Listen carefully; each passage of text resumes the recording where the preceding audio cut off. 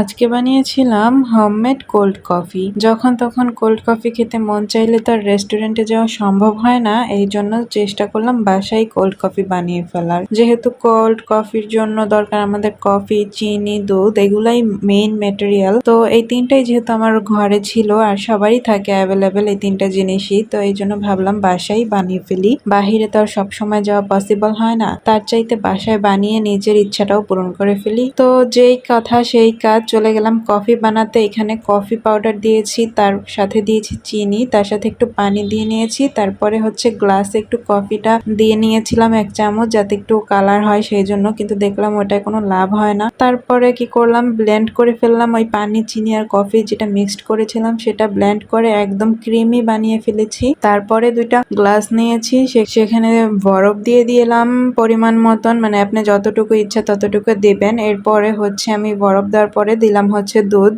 এটাও আমি ফ্রিজে রেখে ঠান্ডা করে নিয়েছিলাম দুধটুকুও, কিন্তু ঢালতে গিয়ে আমার অর্ধেক দুধই পড়ে গিয়েছে।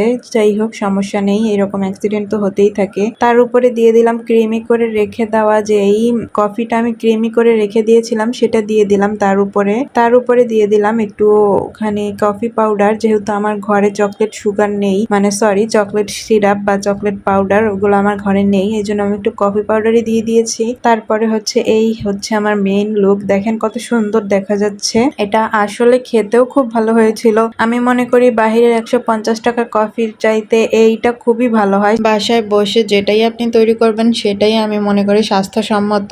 বাহিরের খাবার খেয়ে আমাদের যতটা ক্ষতি হয়, বাসায় তৈরি খাবার খেয়ে তার চাইতে অনেকটা কমই ক্ষতি হয় আমার মনে হয়, কারণ আমরা নিজেরা বানালে সেটা অন্যরকম ভাবে একটু কেয়ার করে বানাই। তো আপনারা অবশ্যই কমেন্টে বলে যাবেন কেমন হয়েছে আমার এই কোল্ড কফিটা।